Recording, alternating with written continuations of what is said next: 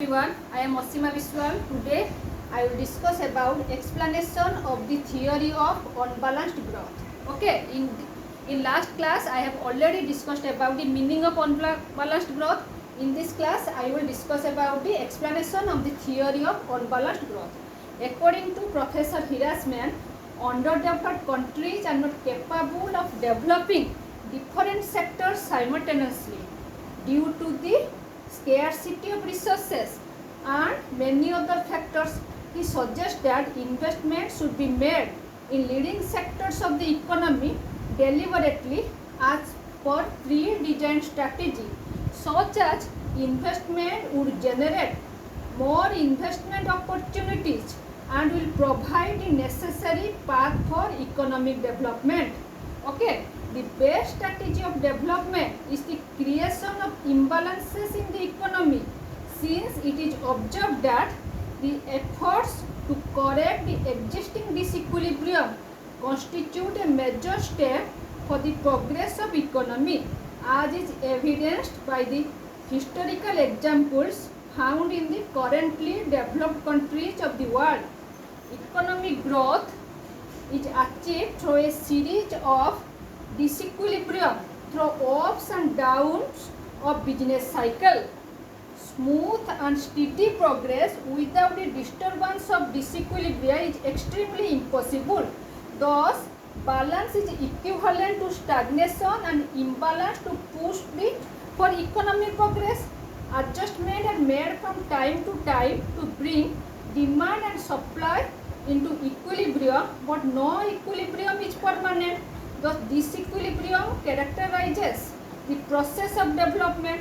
According to Hirasman, the development has of course proceeded in this way, which with growth being communicated from the leading sector of the economy to the followers from one industry to other, from one farm to another. Okay, the strategy of unbalanced growth is more suitable in breaking the vicious circle of poverty in underdeveloped countries. Okay, the poor countries are in a state of equilibrium at a low level of income. Production, consumption, saving, investment are so adjusted to each other at an extremely low level that the state of equilibrium itself becomes an obstacle to growth.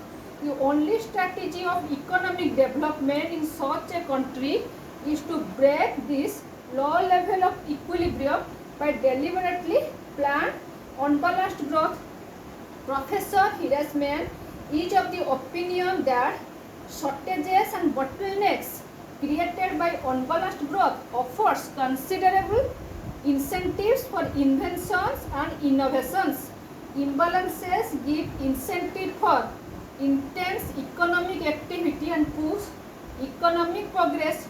Once an investment is induced by imbalance to correct the disequilibrium, which will lead to further imbalances, as there will not be balanced investment packages. In turn, the new imbalances at a high economic level will appear, which will require another balancing investment forces and so on. This is the way through which economic growth can be accelerated. According to Professor Hirasman, the series of investment can be classified into two groups. First, convergent series of investment. Second, divergent series of investment. First, convergent series of investment, it implies the sequence of creation and appropriation of external economies. Therefore, investment made on the projects which appropriate more economies than they create is called convergent series of convergent series of investment. Divergent series of investment, it refers to projects which appropriate less economies than they create. Okay, however, these two series of investment are greatly influenced by particular motives. For instance, convergent series of investment are influenced by profit motive, which are undertaken by the private entrepreneurs. The latter is influenced by the objective of social desirability, and such investment are undertaken by the public agencies.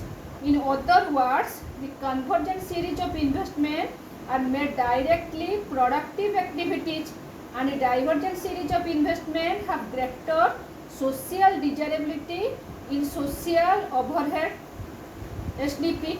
In the words of Professor Hirasman, when one disequilibrium calls for a development move, which in turn leads to similar disequilibrium, and so on ad infinitum.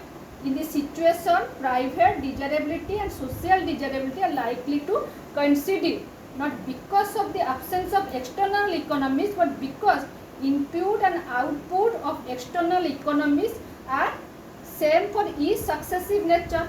The growth must aim at the promotion of divergent series of investment in which more economies are created than appropriated. Development policy should be such designed that may enhance the investment in social overhead capital as it creates external economies and discourages investment in directly productive activities economies. Unbalancing the economy with SOC.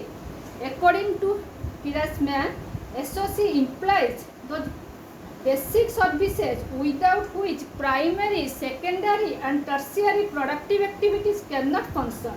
Okay, this includes investment in education, public health, public utilities and infrastructure development. The creation of all these facilities will boost up the private investment in DPA. Okay, unbalancing the economy with DPA. Imbalances in the economy can also be created by concentrating on DPA. Okay, the government may directly invest in DPA instead of investing in SOC. The process of development is called development via shortage of SOC. Okay, so this is all about the explanation of the theory of unbalanced growth. Thanks for watching.